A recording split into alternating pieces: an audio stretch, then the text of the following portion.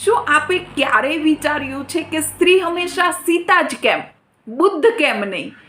જો એ અડધી રાત્રે પોતાના સંતાનો અને પોતાના પતિને મૂકીને પોતાની શોધ માટે થઈને નીકળી જશે ને, તો આપણો આ સમાજ એમના ચરિત્ર ઉપર લાંછન લગાવતા પહેલાં જરા પણ વિચાર નહીં કરે.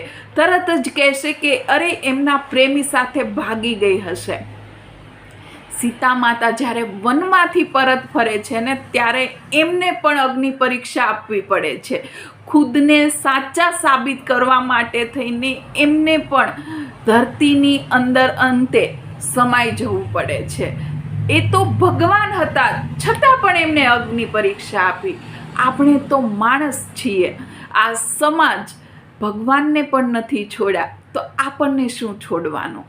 એટલા માટે થઈને સ્ત્રી બુદ્ધ નથી બની શકતી.